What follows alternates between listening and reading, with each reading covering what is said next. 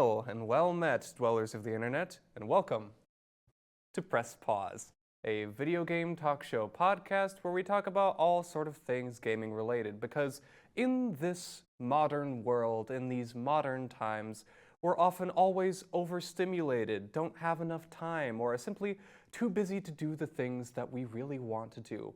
Whereas here, you can relax, take a break, even a pause, if you will, and just sort of relax as you hear us four yabos yap on about games. I am your host, Jasper, and thank you for watching. That's an outro thing. But for me, my favorite gaming snack, or at least my favorite gaming snack when it was around, was the Oreo Thin, and specifically the pistachio-flavored Oreo Thins. Bring them back, please. Pistachio-flavored Oreo Thins. They were the best thing imaginable. I'm serious. I would go through an entire pack in an hour, and they stopped making them. I can't seem to find them anywhere, but that's just me. And let me introduce you to my co-hosts. Hi, I am Tyler. I would say my go-to gaming snack would probably be, I don't know, something light like some Teddy Grahams. Those always hit. Teddy Grahams. The chocolate The chocolate They're all Teddy so Grahams. good. Ooh. Hi, I'm Rebecca, and my go-to gaming snack is the classic Cheez-It. Cheez-Its. Can't go wrong. Mm-hmm. And my name is Dylan, and funny enough, mine is also Cheez-Its, but Yes. extra toasty. Ooh. Extra toasty is the move. Can you get an extra toasty box, or is it like the ones you find Yes, like yeah. already There there? are extra toasty boxes now. Well, Dude, you'll- the cheddar and they're the jack best. one, too. The That cheddar one's jack Cheddar also is good really too. good. Cheddar is good. well, We're all hungry. I think we're all- well, you learn something new every day. But to begin our first topic, and something that's becoming coming up a lot in the media lately, video game adaptations, whether that's books, movies, TV shows, what have you. Video game adaptations have seemed to become more and more popular the longer the gaming medium has been around. Other mediums kind of want to get in on the slice of the pie because, as I think we all are aware, video games are like the most profitable media to be a part of in these times. Yeah. Like, it's bigger than movies, it's bigger than TV, which is nuts. But that's kind of, huge. And a recent one that I think we've all seen, Iron Lung, just gonna start that off there. Nope. You guys take it from here. I love Iron Lung, but yeah, what do you want to talk about? Yeah, I mean, we have talked about this a little off camera, that Iron Lung was like just an absolutely amazing movie given like the circumstances, made by a YouTuber, kind of a first of its kind type deal. And First of its kind to be this successful. Yeah, I was gonna say, for it to be that successful as an indie movie, period, and so high production too, and then also it being a video game adaptation, it definitely, shines some light on like little indie games too. That's not like your typical adaptation like a Mario, a Sonic, a Tomb Raider, where it's a very like Popular gigantic IP, franchise. Yeah, like this is like this little indie game that really not a lot of people knew about except for Markiplier and his fan base, and of course like the internet community of people that love indie games and watch them. So I mean, that was a very positive adaptation. Like, I want to hear what you guys think about that too. And just like the idea that like out of all the games that he's played on his channel, he chose this one. Right. One that was a basically one-man show. Like, the fact that he was able to adapt that and make it interesting, keep the audience's attention the whole entire time is phenomenal. So, Especially it was over a 2-hour film. yeah. And it's Yeah. one location pretty much, which I think Markiplier kind of opened the door now to more like, I guess, niche video Independent? games that can be adapted because there's a lot of creativity that can come behind that. Like you said, like the typical Mario, like now that we can open the door for maybe some newer and more niche games that can be made into films or Because TV like the shows. stories are just so great. Yeah. Like, again, like there's just great creativity that may not be under a company like a big corporation. And again, I think we Right. see that in the movie. So For sure. Yeah. but- And to go off what Becca was saying, out of all these games that Mark has played over the years, he chose that one. I think the reason why he chose that one is because it's a strong mystery, and the lore surrounding it, it's so interesting. It reminds me of the SCP Foundation, actually. Yes. If you guys have ever read any of those SCP stuff, Isn't we're in it that based off generation, of an right? SCP? Like, there's What's- some background of it that aligns with the. Because there was a Blood Lake SCP Yeah. that then goes into another world, and I think Yes. Iron Lung was inspired by, not stolen from, that tale. Mhm.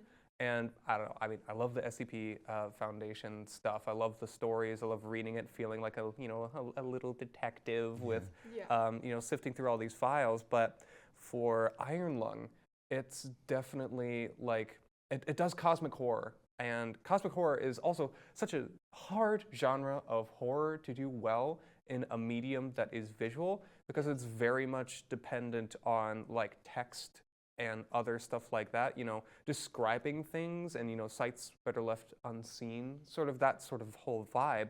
But he managed to portray that so well, and the monsters are so up that, you go through it and you're like, you only see glimpses, tiny glimpses. And I think that just makes everything all the more intriguing and all the more enticing to watch. But for other video game adaptations, I feel like the batting average for most video game adaptations for the past like 30, 40, 50 years has very much been a few diamonds in a swath of rough, in my opinion. Yeah. Yeah. I would say so. I want to stay on the horror subject, and I mean, we have to bring it up. It's kind of an elephant in the room, I'd say. The Five Nights at Freddy's movies. Yep. The first Oh, boy. one was Fun. good and fun. It was exactly what you would have expected out of that. It was, a smaller film company picking it up. You were expecting it to be, dry, but exactly what you wanted, your four main animatronics on the big screen, and that's what we got. And then you get to the second movie, and it's just the first one, but again. And they didn't do anything new. There's something to be said about like showing new stuff, because of course they had a bunch of new characters and animatronics, but like when you look at like a movie adaptation like Mario, you see the difference of the first movie and their second movie coming out. Just from the trailers, you see the drastic difference in the movies, and that they're actually trying to make it a cinematic universe, to where you look at something that's kind of sloppy like Five Nights at Freddy's and go, okay, what went wrong here? I think Becca has something to say. I saw you Okay. grin ear to ear. I need to hear your thoughts. Okay, I was so ready to see the second movie, mainly because Mangle was in it, and I Yeah. so badly wanted to see Mangle on the screen because that was my favorite animatronic. And I think that left a little bias of like, ooh, yeah, I'm ready for the second movie, like it's gonna be great. And then watching it, I think my main like problem where I couldn't be fully submerged was the acting. Specifically with like the Abby character. Like in the first one, I feel like a lot of her like characteristics made sense of like the way that she talked and the way that she said her lines. But I think in the second one, because she was a bit older, it just still felt like too childish almost. And I don't know what the timeline, I don't remember what the timeline was of like what age she would be at this point. I know it had been like a few years, but like, yeah, that kind of pulled me out of the film a bit. And then also with some of like the other like side characters besides McKenna Grace. McKenna Grace's acting was really good. And like when she turned into the puppet, I was like, ooh, yeah, no, this is definitely scarier than the first one. Finally, something happening in this movie. Yes. But yeah, I do agree that there was a lot of like repetitive concepts, which of course it's like in the same world. But also just thinking of the like when you're a viewer and you're like, hey, what would I do in this situation? I feel like there were some situations where the actors were just making the worst decisions, but to the point where it's like it's so clear, and it's like, why are you turning off the music box for the puppet when you just realize that the music is what keeps the puppet away? And I'm just like, You're praying me for a angry. death wish. it made me angry. I think I got angry during like watching the film, Rage which baited. maybe is what they wanted, but I feel like it didn't fully feel intentional. Yeah, I would say my biggest gripe with the movies is the writing. I don't Oh think it's man. good. Oh man. Oh man. Especially with like such a big universe. Sorry, Right. go on. Yes. It's Yeah. such a Yes. big, extensive so much lore. lore. I know. And I know there was a lot of criticisms with the first film, and I heard from like, Scott Cawthon and all them. They were like, "Oh, we're gonna dive more into the horror aspects." I didn't really see a lot of change. So I know a huge criticism from the first one was like everybody was like, "Why are these animatronics building a fort together? Like they're supposed to be Yeah. machine killing, But so part of me in the back of my mind is like, I don't fully know if Five Nights at Freddy's works as movies because I feel like any way you do it, it kind of just comes across as goofy. Okay. Oh, I do think the reason why they like needed that goofy aspect was to kind of like, in a sense, humanize the animatronics and bring to light like, hey, these children aren't doing this with like bad intentions. It's because they're being manipulated. And it's not that they're trying to be bad. It's just that they don't have full control. I think that scene was to allow the viewers to remember that and understand that. I don't know. I think they should have leaned into like the more dark, grimy, like I hope they do that with the Yeah. third movie. They have the golden opportunity with the theme of the third game, and it seems Yeah. like they're following the theme of the games.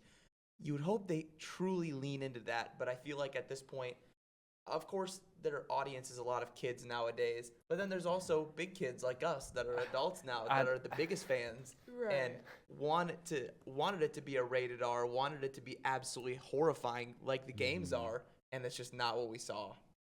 I don't know, man. I have my reservations. But going back to something that Dylan said when you said that Five Nights at Freddy's doesn't translate well into movies, I had a whole sort of research rabbit hole thing for video game adaptations into movies. And a core part of the game aspect that doesn't really translate well to a non-interactive medium is the interactivity.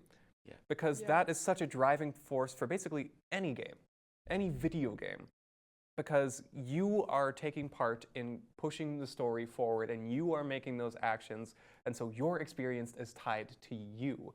And everybody else has slightly different experiences on the same game. So sure, you can have like a general sort of swath of people who have generally the same experience with the game, but it's so core to the individual experience if it's an individual single player thing, whereas, again, and then we're going into more of these like different genres of games don't really play well into movies. For example, Doom. Do you guys remember the Doom movie? Because they tried to make a movie out of Doom. I didn't know there was a Doom movie. Starring Dwayne "The Rock" Johnson. Really? And the guy who plays, the black hair, the beard from The Boys, I forget his name. Oh, Carl Urban? Yes, Billy Carl Butcher? Urban is also Yeah. in the Doom movie. Okay. It's a terrible movie. Mm-hmm. But some genres of games don't translate well to movies, but also I think something that is even deeper than, styles of games not transferring well to movies, because we've seen that with books and things like that before, which is that for video games, trying to do a live action film production that doesn't have a basis or a good grip with reality or realism doesn't always land. And even when they try to go for that realistic lens, it doesn't always land, because some of the best adaptations of video games we have seen in recent memory, Cyberpunk Edge Runners. I think we can all Yeah, safely that was good. agree that that is one of the best adaptations of a video game intellectual property for all time so far. Another adaptation that went well, but I personally have my reservations about it, is the Mario movie. Because the Mario movie was successful, and it did really well, and it's super popular. And I think this is really down to a core thing, which is that for video games, trying to go to realism with real-life actors, it is very hard to pull off. It's very hard to pull off well. And on top of that, I mean, for example, you have both of that with Sonic. Putting Sonic into a live action thing, I was already against from the outset, because there were some anime OVAs in the 90s that did a Sonic sort of little mini anime movie. That's amazing, by the way. If you guys haven't watched it, recommend you check it out. It's really fun, really crazy. You got Metal Sonic, and then you have Knuckles wearing a cowboy hat. It's great. But for video game adaptations, and I'm so sorry to be stealing everybody's time Go and ahead. stealing all the air or whatever, but You're the host. live action for video games has to be selective because not everything should be transferred to reality. Is what I want to say for that regard. Agreed. Like they just can't. I feel like you have to have a good idea of how you're gonna do it. Like the Mario movie, you have a plan. You're hiring Illumination, a very prestiged, like experienced animation company, and you have your Nintendo executives watching over it like the whole time, making sure it is perfect. Like a lot of the besides Chris Pratt as Mario. I'm Okay, sorry, that but- casting choice was terrible. Continue. But it worked out. I just think that like the bad ones that you mentioned, like they don't have enough like prestigious franchises like to have that like love and care. Like Mario is such a prestiged and they can't mess it up. Mario has been around for 40 years. Sonic has been around for God knows how long. Yeah. You're sitting there going, God, they cannot mess this up. Now I know the Sonic. And the 1993 They look live-action horrible. Mario Brothers movie. I was Again, gonna going mention back that. to this. I was gonna mention that. Oh, no, my Why did they do that? In 90 what? 1993, I think. And also, they were inspired by Blade Runner. Like Really? Have you for guys seen Mario, which is I've seen it. It is a fever dream. They the Goombas are literally a person Huge. with like a huge person with like the Black tiniest, trench coat like, and- yeah, black trench coat, tiny Goomba head. It literally looks like a college film, like, and it's called Mario Bros. The only thing that's Mario is that they're wearing overalls and Oh they're my God. plumbers. Like Yeah. red and Okay. green And they're overalls, and that's they like it. go all the way on the like Italian meter. Yeah, Like because they're like that'll do it. unbelievably. It's so funny. It's hilarious to watch. That though. reminds me of a recent adaptation of Until Dawn. There was a movie. But the only thing that was really kept from Until Dawn is the gimmick of starting over. So it's like, can you call it an Until Dawn adaptation? I Hate don't when they really do think that. so. Like it's when it's loosely based. When it's like one thing, yeah. I'm It's like kind of yeah. wondering if that's why Iron Lung worked out so well because there wasn't a whole lot of lore backing it to where it created expectations from the audience. Five Nights at Freddy's, there's so much lore behind it that you can't fit that into like a 2-hour film. So everyone has these different expectations of what's going to be included, what they're going to actually go off of, and then when they change the story a bit to something else that's not even like part of the original lore, everyone's upset by it because it's like they had so much material to work off of and they went off of that, went off of track, and now these expectations aren't being met and there's not as much creative like That's all right, you got it. the director doesn't get as much of a creative opportunity to make it their own story, to present it to a unexpected audience. I think even deeper than that layer is even if you have, a huge or small franchise, whatever the case may be, something that I think really gives the best adaptations of anything really a lot of weight and a lot of power is not that it tries to replicate the same story or that it tries to fit all the lore in or anything, is that it tries to maintain respect and pay tribute to the spirit of the original experience. Because if you translate the spirit of that experience to another medium, regardless of how many changes you make, as long as you stay faithful to basically the idea, and even not even the idea, more just like the way in which it has you feel, Yes. the those emotion. adaptations work for everyone, I'd say. Yes. Well said. All right, so, oh boy, moving on to our next topic. This has been weeks in preparation, and I'm just gonna give it over to Becca because this is your thing. All right, welcome to a segment called Becca's Beautifully Bad Drawings. Coming up with this name, wow. There are so many options, and this is the one that felt the most right. I felt the worst suggesting it. Basically, for some context, we all took a quiz, including our girl L up in the studio who is making this whole production happen right now. Hello, L. We all took a quiz on a Nintendo website, the Nintendo website, and we wanted to figure out what Mario Kart characters it would be. And using the information that came out of these quizzes, our results, I'm drawing everyone as these characters, except it's gonna be in a beautifully bad way.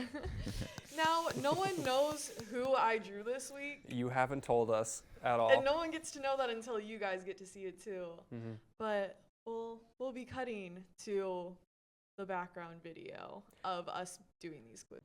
Hello, if you're watching this, you're probably wondering, where is our studio at? We are not in the studio today. So you're probably watching this on Press Pause. I have everyone here with me. Say hello, say hello. Back here, hello. And we're gonna take personality quizzes today on the Nintendo website. So everyone is currently choosing their game that they wanna find a character from.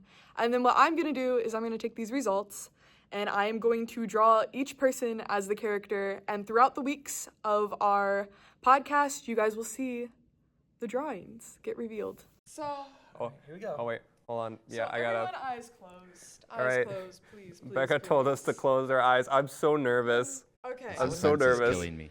So something to know, like my thought process when I was drawing this, because mind you, this is like the first drawing that I did for this segment. I didn't know how this was gonna look. I didn't know how terrifying, how mortifying, or maybe how silly it might turn out. I'm scared.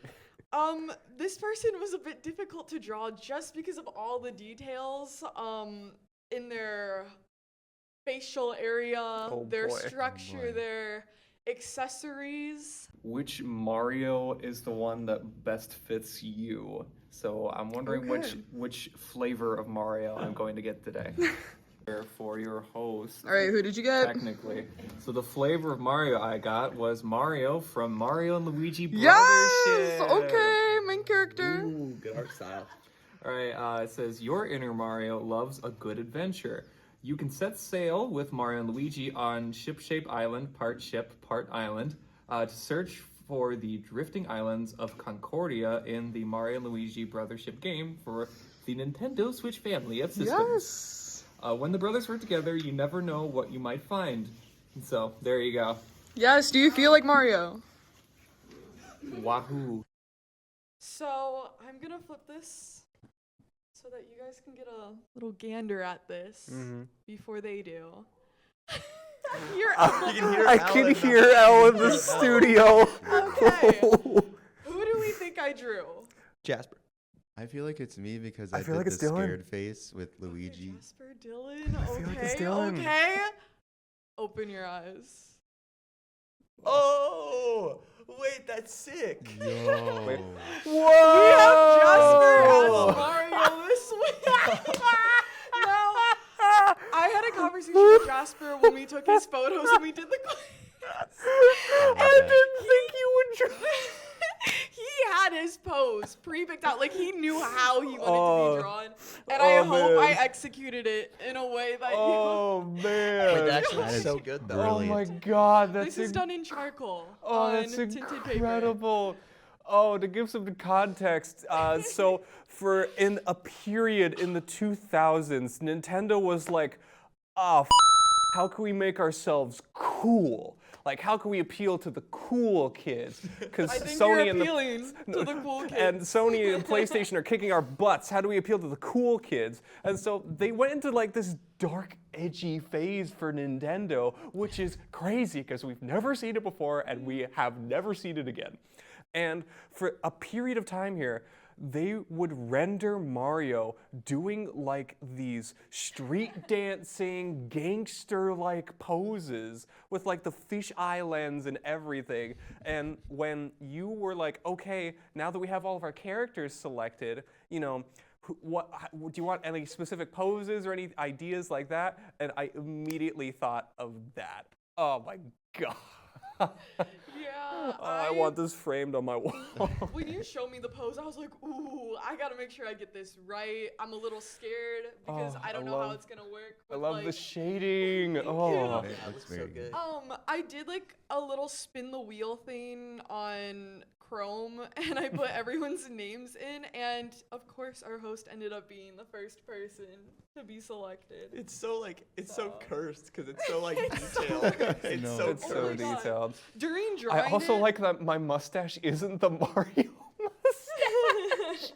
Oh, it's good. great. Sorry, Yeah, continue. like when I was drawing, I started with the face because I was like, this is the most detail. I don't want to like smudge my hand against it because like there's no going back from that.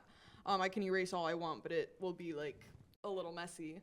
So I did the face first, and as I'm doing the face, I'm like, yeah, this looks right. And I start doing the body. I'm like, oh my God, what is this? What have I created? But Oh man, yeah. that's Wow. fantastic. This is a great segment. Are you saying my face is complicated to draw? Because I will take that as a compliment.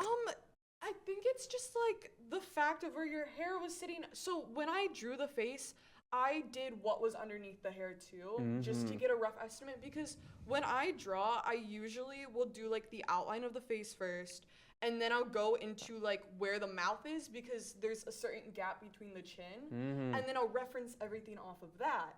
And it took me a few tries to get your nose right in reference to where the mouth was, and then I would think that I had the nose done, and I'd go into the eyes, and then I was getting the eyes wrong because one of them was like covered by the hair. And I was like, no, I need to get this right, even though you're not gonna see that, because in reference to everything, it has to be set.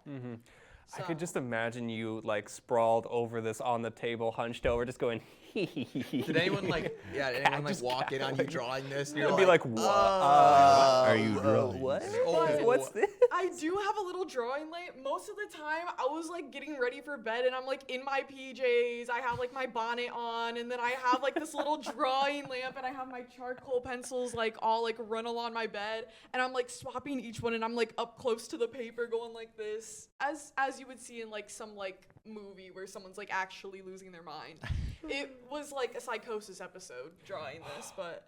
I'm gonna Thank frame you. that. That brought a Thank you great so laugh. much. Oh, Yes. that was a much needed laugh. I needed this, and also, I physically need this. Oh, I'm yeah, going you to. will get I it. mean, I'm gonna frame it. I'm gonna put it on my wall. That's huge. Yes, you will get it, and I'm gonna try and get it in something that it won't like tear or wrinkle or anything like that. Oh wait. Oh guys, round of applause for Becca. That was so good. very It was good. so very good. Cut to it being on Jasper's wall. Yeah. Okay. And just like put a spotlight on it and go. One of my greatest receive, that whole thing, whatever. So now we're coming to the section that I dread the most. Two truths and a lie. So this is a game where I go through and tell these three what games I have and have not played this week. Two of them are true and one of them is a lie. And the three of them have to guess which one is the lie. Now, they can all guess differently, and they can all choose differently, but my goal is to try and bamboozle all of them. None of them get the lie right, and I manage to fool all of them, whereas their goal is for every single one of them to get something right, unless we want to do points. I just want to get it right, man. I'm over 2. Same. I've had luck off camera. I've had luck, and I'm hoping Twice that now. stays. I hope that stays, and I get so close to agreeing with these two, and each time they're wrong. So I'm just like, if gotta they go with say your gut. something, then maybe I just Maybe you gotta just go, zone it out. swim in your own lane. swim my Yes. own lane. Okay, all right. Alrighty. Are we all ready? We're ready. Yeah. All right, let's go. All right, and by the way, I will not provide any more additional information. You can ask questions, and you will be met with a stone wall, a brick block from Mario. Your I poker will face not. can't be that good. All right. So for this week, the first one, I played Minecraft with my girlfriend. Secondly, I played Chrono Trigger this week. And thirdly, I did not play a mobile game this week. Discuss. Ooh. I don't know. I'm thinking. How much free time did you have on your hands? He's not gonna answer any He questions. can't That doesn't mean we can't ask. That's true. We could, Okay, you know, so is our group context strategy clues. we're all picking different things, or are we gonna try to agree as a group? All right, I think I know the answer on that one. I think I have my answer. I've lost my trust. I think Okay. you have your answer. I do. Okay, you're just gonna go first. Can I ask Well, what Chrono is? What Chrono Trigger is? Yeah. So I'm not going to, because if I answer it for you, that might influence your decision. Ask these two if they know. Guys, what's Chrono Trigger? I have no idea. That's my answer. I think that's a lie. Okay. You thought of when you were. I'm onto you. When you had to think about it when you were like I played Chrono Trigger. The paused. pause. Minecraft, you were sure about pause. He pressed pause. on his- Minecraft, you were sure about it, and it's too detailed. It was with your girlfriend. And, yeah, with was your too girlfriend. detailed. And like, You haven't played a mobile game. You were thinking about mobile games already, so that was a good one to have as a truth. You haven't played any mobile games. You were just thinking about them. well, and there's no way you didn't see your girlfriend this week, right? Because she's on campus, right? He's still And, like, it's just nothing, not budging at all. You huh? gotta look at his eyes and his micro expressions. So like, you can't tell me you didn't see your girlfriend this week. And if you did see your girlfriend this week, you have played video games in the past, recently. And Thinkers. Okay. and the is Chrono Trigger, bro. All right. Should we guess? Okay, so it's you have played Minecraft with your girlfriend. You have played Chrono Trigger. Fucking mobile This game? week, you haven't played a mobile game this week. Those But are correct. Here's the thing. Okay. How much time has he had on his hands? Because then, True. if you don't have much don't time, know. you're not sitting down to play fucking Chrono Trigger. And You you're have not sitting played down Chrono to Trigger. fucking play a mobile game. Locked. I saw the smirk. Ooh. I got And half smirk. Wait, Take that. And where Take are that we as you gonna will. talk about mobile games this week? So it would only make sense if you were in the mood to play mobile games. Do I dare agree with you? You've been wrong. I'm not telling you Did one you- way what or is- the what other. was yours? I'm taking what? What did you say? I said he has not played Chrono Trigger. Okay. That's what I'm I will locking give. my I will answer. give mine. I think the lie is that he's played Minecraft with his girlfriend. I think he played a different game. Ooh, I didn't That's even my think about locked that. answer. Ooh, wait. Ah. Just because he likes to bamboozle, you know. True. I don't know. And I'm always you guys trusting have my been gut, which doesn't playing work. what's it called? The Skyrim Skyrim? He was playing Skyrim. Skyrim. with your girlfriend, right? Because you guys got onto the Skyrim track. So it could be the ooh. They could have switched it up. You could have Could've. switched it up. This one's hard. I just wish I knew Good what the one. Chrono Trigger. Because that would help. After this, you're gonna be, what the is Chrono Trigger into Yes. like a browser and go, Hey, what chat. is Either this gonna- game, This bro? is gonna give me big bias against Chrono Trigger if I get this wrong. Like, okay, low key. I think I'm on Dylan's side. I don't think you played Minecraft with your girlfriend, but I think you played some kind of game with your girlfriend. And then the other one was you played a mobile game this week. I have not played a mobile You game. have not played a. Wait. Back to thinking. Square one. I'm sticking with my guess. Okay, you know what?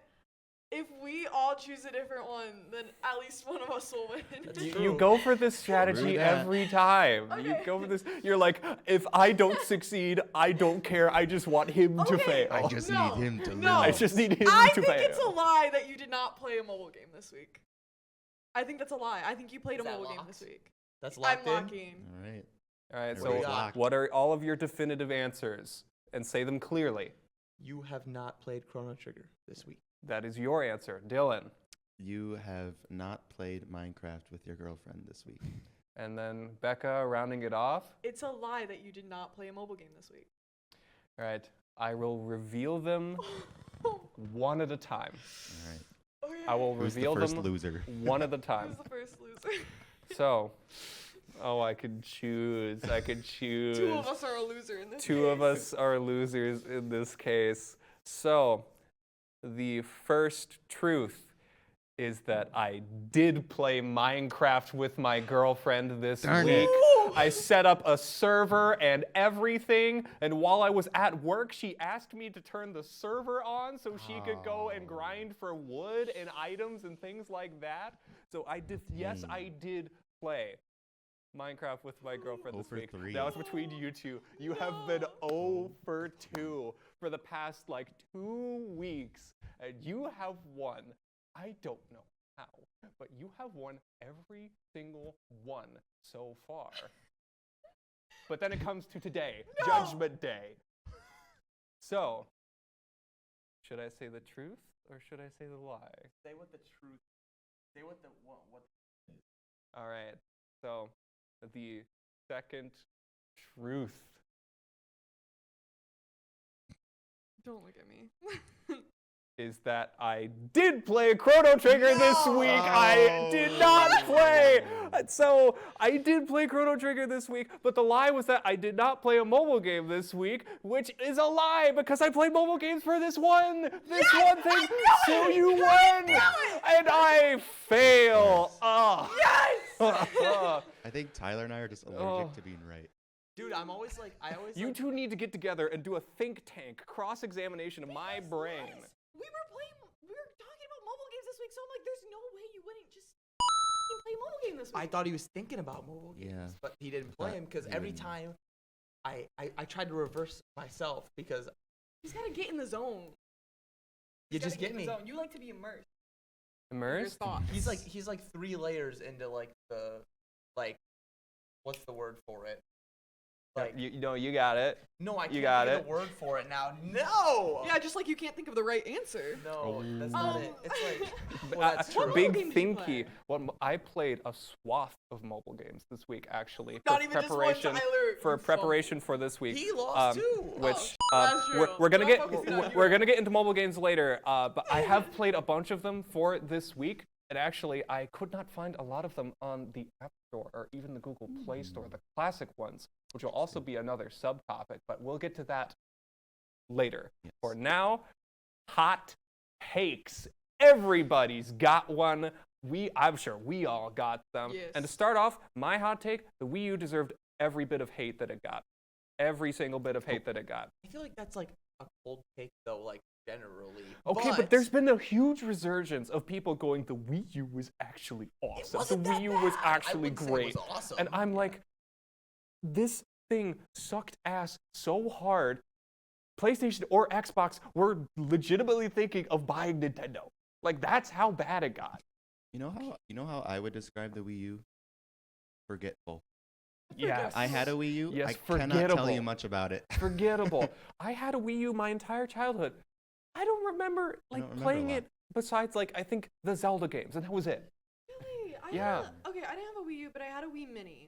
And like I have so many memories on that thing. I had Because you like played a Wii, and the Wii's a great console. Wii's a great console. and yeah, it's just I never had the experience with so I can't really speak on Well, I feel like I'm at the hot take here. I'm gonna defend it. I'm the one with the hot take here. Yeah, we doing Okay. sides here I now. grew up with a Wii. Of Uh-huh. course, I got a Wii U basically when it launched. I Uh-huh. was so unfathomably excited to get it.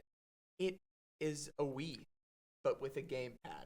But listen, there's a lot of damn good games on there like that. And again, you're looking at me like this, but I can't tell you how many Wii U games got adapted to the Switch, either remastered or just ported over because they were great games. Of course, the Wii U's hardware was not, of its time. The Xbox One was already about to come out, the PS4 was already about to come out, and of course, the elephant in the room, the Wii U's marketing was just god awful. It was horrible. I think we can Has all anyone agree with seen that those here. commercials?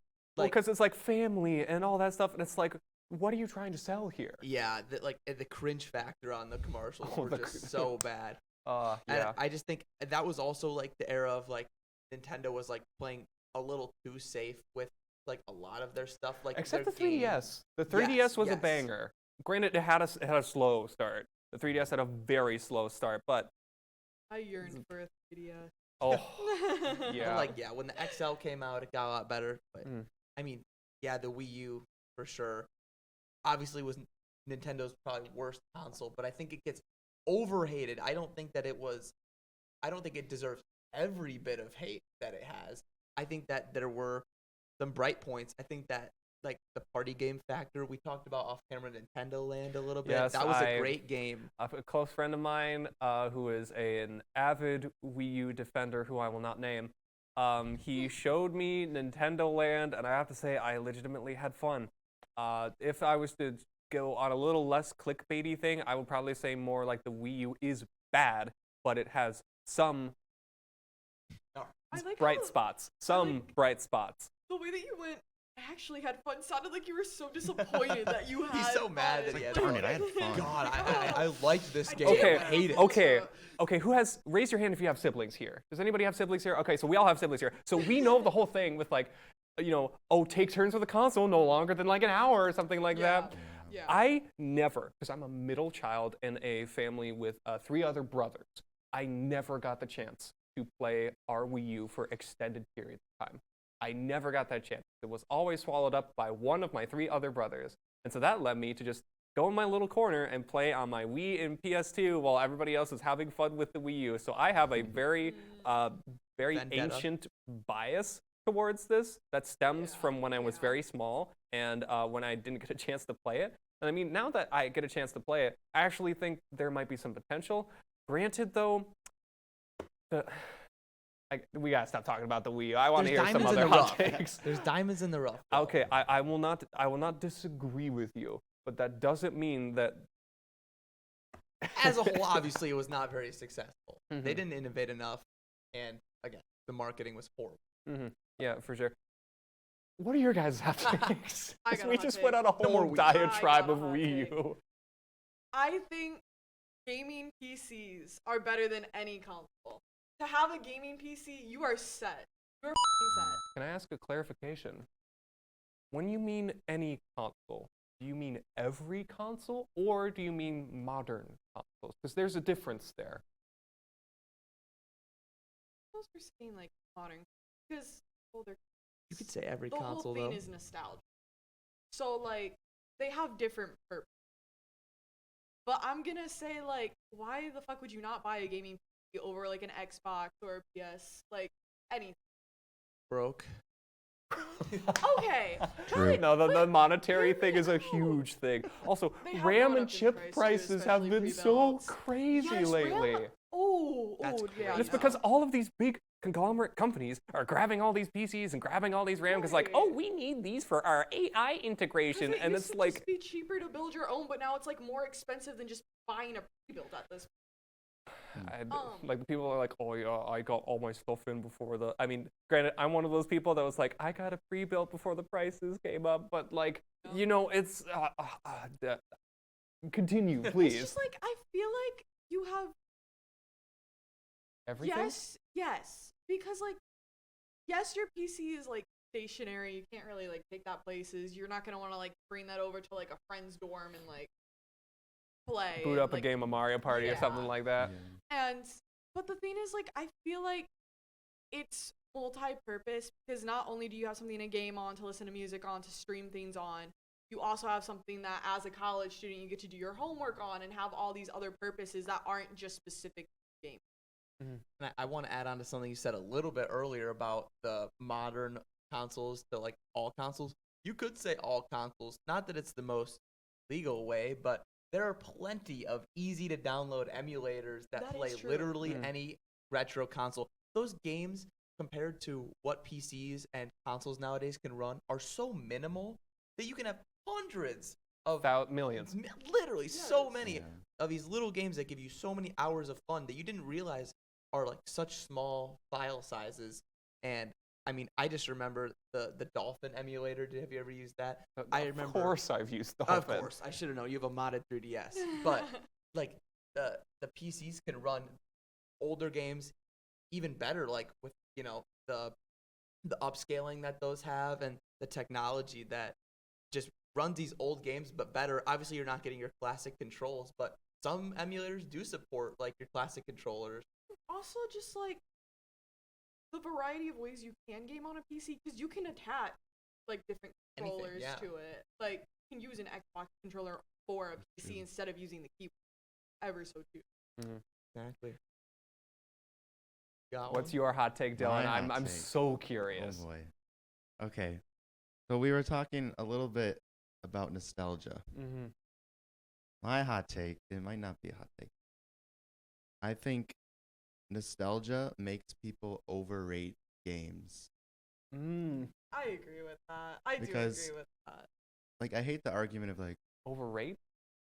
yeah, I hate the argument of like, oh, a modern game is coming out, but then somebody's like, oh, it can't be as good as what was released certain 20 game, years ago yeah. or whatever. I'm like, that's not really true because there's so much innovation happening, and I feel like a lot of the older games just are kind of funky nowadays, and they run differently. You know, I would rather have a beautiful. Tyler is Nice. fired up. He is ready to defend his point, I would- man. I much prefer newer games. I just do. That's my hot take. I am going to agree with you and give a great example. Okay. You guys obviously know how much I love Nintendo, and I grew up on Mario games. I wouldn't say I dislike, but about the clunkiness, Super Mario 64 Don't even just pisses me off. Don't even start, man. It is, yes, it is the foundation for 3D games, 3D platforming. But my God, the controls are so clunky, and he just, oh my God, the fact that you cannot, to turn around, to make a 180-degree turn, you're telling me I have to run in a circle, and in somewhere where it's tight 3D platforming, I have to, if I'm on a small platform, I have to run in a circle to turn around. That makes me so mad. I'm so happy that they figured out the movement. You look at a game like Super Mario Odyssey, you cannot tell me that after playing that game, Super Mario 64 doesn't feel clunky. Like, oh Like, man. things are just meant to get better, as better. time progresses. You And know? I'm not. Yeah, it doesn't mean that was that's a bad game. Like, obviously, it's Yeah. one of the most legendary video games of all time.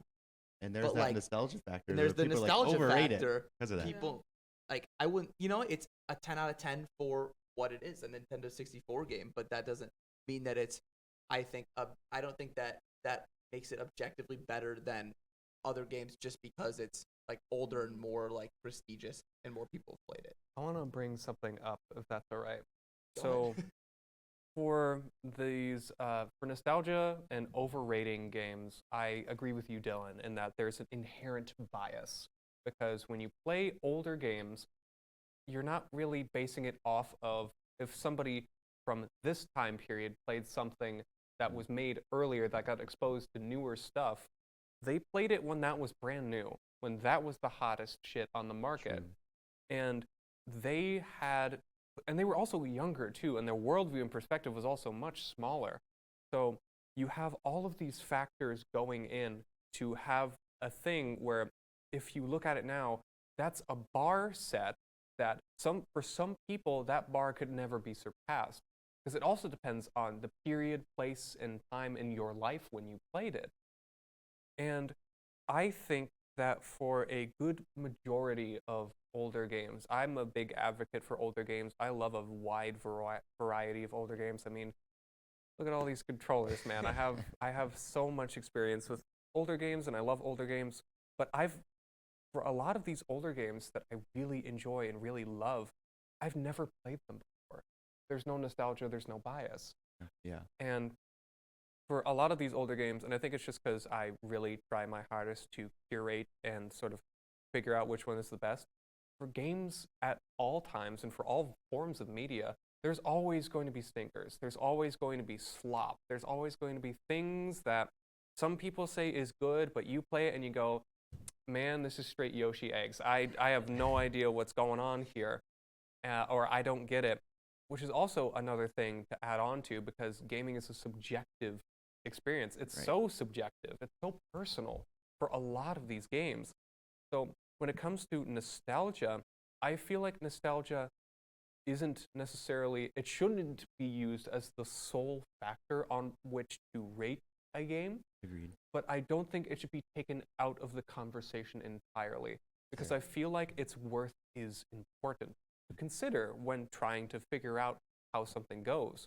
And to give an example that I alluded to you earlier, Ocarina of Time is still to this day, the highest rated, lauded, applauded, and praised video game that has ever been made. But if you get somebody from, let's say, I don't know, an 8-year-old kid from nowadays to play Ocarina of Time, they'll probably go, this game looks bad and plays bad. I want to go back to Roblox. No slide against Roblox. No slide at all. Buddy, I'm not But They got some slap on that game. Oh, But I think that for the games of yesteryear that really stood out, that really tried to push the medium forward and invent these new concepts and things that we take for granted today, because we live in an era for video games where we have iterated and sort of built upon decades worth of game design, game narrative, game graphics, game music, game everything. We're at a point now where games have reached, I don't want to say their event horizon, but we've reached a peak of, not necessarily a peak because we can always go higher and we can always achieve more, but we've achieved something where games have iterated so much and these designs come as second nature. I think for older games, you also really have to think about the context of the time in which they were made, because somebody had to think up of World 1-1 for Super Mario Brothers, because that is game design taught without a single line of text or anything. It teaches you how to play the game, but somebody had to think that up, and somebody had a really hard time trying to make that good. Somebody spent nights staying up way into the wee hours of the morning trying to make Green Hill Zone fun. And I just think that nostalgia it shouldn't be used as the only reason to judge a game, but I don't think it should be taken out of the equation entirely. Sorry for my diatribe. No, That's that fair. was perfect. I agree. Yeah. Very well said. But we come up to our last topic, which I'm so very excited to get into. I've been studying all week, refamiliarizing myself with old and new modern games, and I have some opinions and I have some thoughts that I'd love to share with you guys. But mobile games. Yes. Mobile games have had a stigma for pretty much as long as they've been around, and a bias against them. But I think there have been some true classics, whether you play them on your phone, iPad, or your smart fridge. I think that there is a space for mobile games to exist, and things that might have been on other platforms that someone first experienced through mobile. But before I get into anything, because I've been talking enough, I want to hear what you guys want to say. I just want to bring up like a memory because I feel like everyone has like something kind of like this. I'll never forget 2011 probably. The first iPad came out and we got one for Christmas. And my sister and I were just so excited. And I remember, and this is also a great game adaptation that we didn't talk about. Great game movie. Angry Birds. Yes. Oh. Of That, course. I mean, that is just a classic. I think the first Angry Birds movie was pretty all right. But Yeah, it was sorry, good. I getting mean, back to the game though. No, but yeah, they did it well, that movie. But I mean, mobile games, the story of classic mobile games specifically, are just, they're so simple, but so fun. Yeah, And simple it's like, fun. why Simple, is easy it so fun. fun? Yeah, exactly. It's like the core of gaming. Beat the level, try to beat your highest score, and the gameplay is fun, it's soothing. You don't have to You don't have to put too much brain power into it. You don't Exactly. have to like think too hard about it. And I mean, that was also the start of microtransactions. I remember I bought quite a few Eagles back in the day for 99 cents. Yeah. On the Star Wars one. Oh yes. I just Angry Birds, man. Dude, I remember my dad getting that on his he had like a Samsung I think at the time, and it was his first like full screen Touch screen phone? Touch screen, and like he had like a red case on it, and he was playing Angry Birds. And I remember wanting him to pass the phone to me, and I got to play a little. And the best thing was that you didn't have to think much about that game because I don't think I was like age to properly be able to comprehend a story. So I was just launching these birds, and even then, You're like, oh, this is fun. Yes, and I don't think I even knew how to like fully aim or like what I was doing besides just I knew I needed to get rid of some and some pig. So that's Yeah, I feel like it was just so enjoyable because like it's so accessible to so many different like ages as well. Yeah, like you don't have to be like not even just a kid, but like just an adult that's not familiar with mobile games. I feel like it's not that hard to. The controls are so responsive where it's just you literally put your finger on and pull like a real Yes. slingshot. The intuitiveness and like just the creativeness that some of these games had with like using the touch controls. I feel like nowadays there's a lot of just like the new mobile games are just your classic like touchpad and stuff. Maybe you swipe to turn the camera and stuff. Like the innovative controls I just missed. The where's my water? You're literally Where's swiping, my you're literally water? swiping dirt away. Oh, yep, and then Like, you did, doing yep. that. Cut the rope. You're literally Yeah. cutting Yep. the rope. And Like, it's just a simple, exactly. And I again, think- that just it tailors to any audience. Yeah. Like, and I they're think just- mobile games came out after the DS and the Wii innovated on touch controls and motion controls. If we did not have the DS and the Wii, I don't think we could have had that wide explosion of mobile games in the early to mid 2010s. I think what makes mobile games thrive is fast stimulation. Yeah. And Yeah. like giving you like a piece of candy every Right. time you do Like- something. It's like, like- yes, yes. Like we said, Candy Crush. Candy Crush. And they were Oh also, my like, the goodness, brightest yes. colors Yes, and I was the gonna bring up sound just effects. like colors, sound effects. It's fast stimulation for your brain, and Oh. you're just like, you're doing it. I just remember I got a hot take. Bejeweled. I'll take Bejeweled over Candy Crush any day of the week. What? And there's so many What? knockoffs. Bejeweled is it's like the OG. It's so good. But we're going into hot takes I again. love that Candy Crush had all the Facebook moms wrapped around its Oh, finger. man. Oh my goodness. So my mom is I'm pretty sure she's in the tens of millions of levels for Candy Crush. She's not at the crazy. grandma's Good for her. like she's not at the grandma's badgering PopCap to make more Candy Crush levels, but it's addicting. And I It think is. mobile games, a huge part of that is addicting and constant stimulation. Yep. I think that's a huge aspect to it. Now, granted, that doesn't mean there weren't any good mobile games, because I believe a mobile game I told you guys about earlier this week, and I think maybe last week, the Monument Valley games. I love the Monument Valley games so much because they're just these little 3D puzzle boxes where you're trying to navigate a character around, like these castles and like little sort of constructions of buildings and whatnot. But the thing is, these buildings are like non-Euclidean, or not non-Euclidean, but they're like optical illusions, if you will. Like that, the painting with the staircases. Like you guys have seen that painting where like they're walking across the staircases that are upside down and going up to the ceiling. Yes. Yes. Okay. It's kind of like that, and you're manipulating these optical illusions, and it's genuinely some of the most fun I've had with the game. And it's calming, and there's no microtransactions or anything like that to my knowledge. You just kind of go out and methodically chillax, just sort of do these sort of simple things.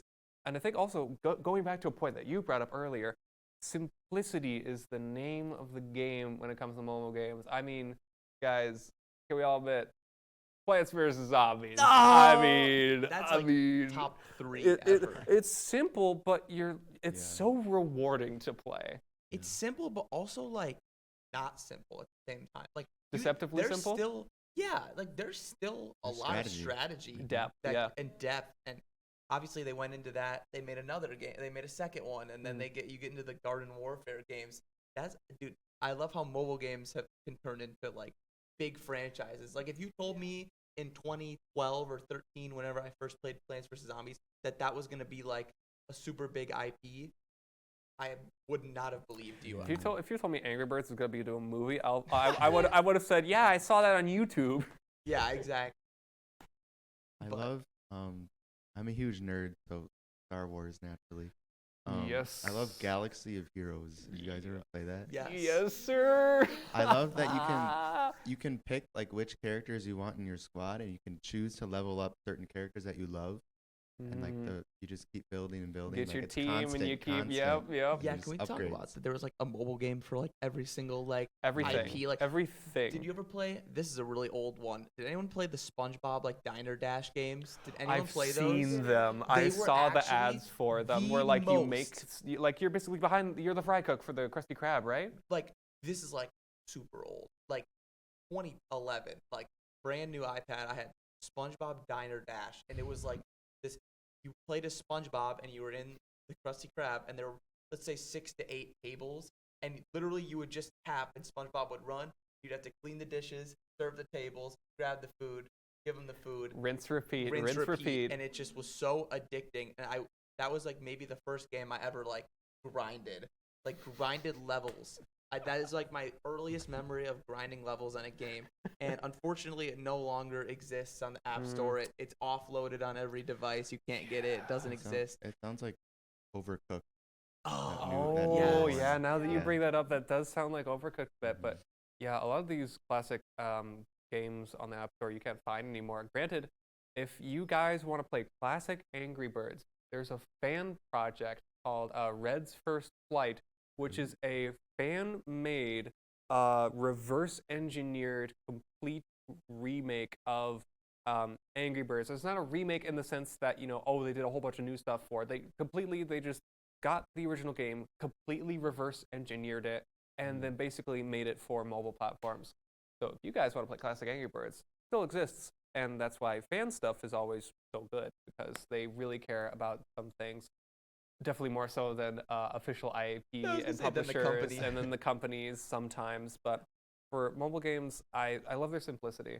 And we could just start listing off our favorite mobile games at this point, honestly. If you guys have any, rip them, because we're running a little long in the tooth. Nah. Yeah, it's Okay. fine. I don't know if Animal Jam counts as a mobile game. It had like its mobile game version and then like the version. I didn't have a PC as a kid. I wasn't allowed the PC, and I wasn't allowed to go on mom.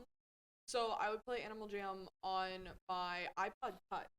Oh, holy Tiny classic. screen, tiny little screen. But I remember grinding out like the little mini games to get like coins and stuff, so I could customize my avatar. And then it got to the point where this was like the first time that I made in-app purchases.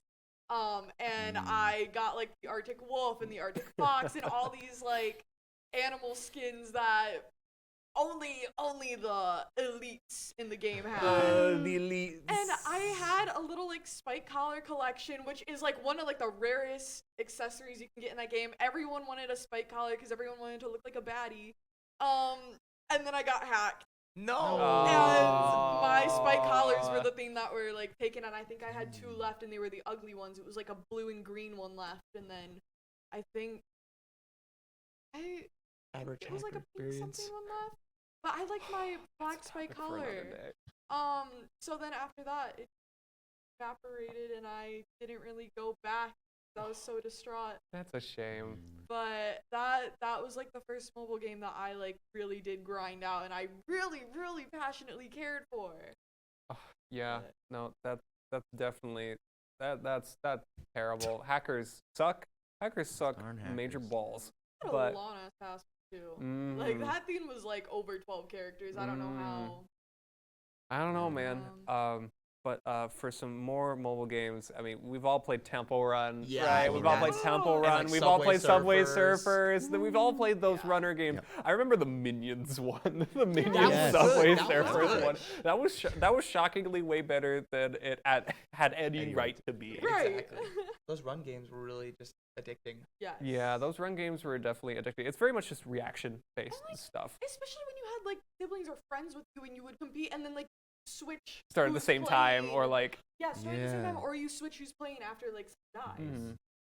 I have a really random shout, and I mean it's a game, I guess. The Talking Tom and Ben. Yes. Brandon. Oh, they're talking to Angela with the theory that like there was a camera in her eye and that some man was gonna come abduct you. Oh Like- man. Oh my goodness. You've played those, right? Or like Yeah. seen them at least? What are you talking Like about? the Well, Talking are you talking about Tom? like Ben? You know Yes, that one? Okay, yes, I've yes. seen them. I've Ben. never interacted with them. I've just seen the funny internet videos and Ben. go, huh, My that's parents a made little me delete silly. The app because they were scared for my safety. So the rumors Oh with my it. goodness. Oh. That's crazy. Oh The man. security. I wish I could go back and like be an adult, like my age now, in those times, and like just look around and be like, wow, like the security, the cyber security on these games has to just be god awful or like non-existent. Mhm. Non-existent Yeah. probably. like with you just getting hacked. You literally paid for skins, and then they just are just And get you taken. grinded hundreds of Literally. hours for this fight. Hours. Let's see what else. So do you guys remember? It's a game called Jelly Monster, where on the table you would have jelly monsters, and then the main goal was to get all the jelly monsters together to get the most points. And basically, it's a puzzle game where think like a grid, right? Have you seen those grids with like the blocks where like you put them there, and then like, oh, you got to get the most blocks or whatever, get a line or whatever. Okay, I feel like I'm alone in this Like one. a I feel like Candy no, Crush I feel like everybody's just like, No, we're listening. I'm trying how to is Yeah, this I'm trying to guy understand. saying? Yeah. like Candy Crush esque. No, not Candy Crush-esque. It's this red jelly monster with like a Cyclops big eyes, and then on the I feel like I've table seen or ads like for that Jello back in the day. monster.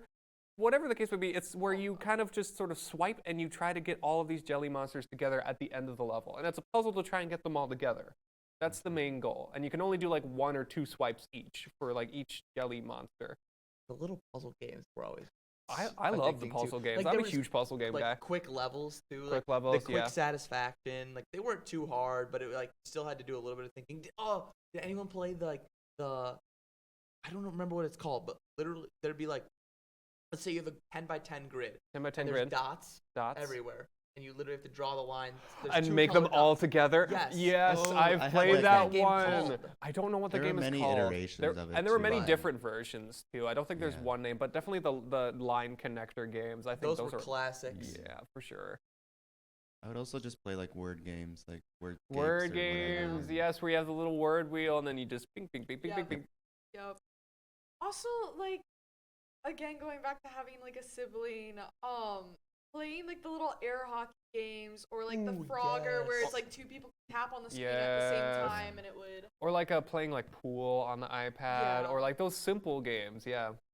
Yeah, there's something to be said about how like that's kind of lost. I feel like people don't do that anymore. Like, there's no 2-player games on one iPad. I mean, I Yeah. feel like a lot of people don't have iPads anymore because everyone just yeah. has a phone that's the size of an iPad. But like, like that style of games, I feel like is almost forgotten in time because Yeah, again, it's dying people out don't for sure. have like people don't have those big interactive screens that could like 2-player anymore. That kind of sucks because I mean, plus if you want something like that, get a Switch. yeah, well, yes, Yeah. Which that is true. Let's see, for some more mobile games that I can think of, there's a couple. All the Flash games got ported to mobile at some point. There were Papa's games on mobile that you could play on your iPad. And I just thought that a lot of those Flash games were fun. But even more than that, there were like some really like surprisingly deep experiences on mobile. I don't know if anybody's played Sword and Sorcery. No. Okay. But so what I'm saying is mobile games used to have a lot of gems, and I think it's dying out actively right now.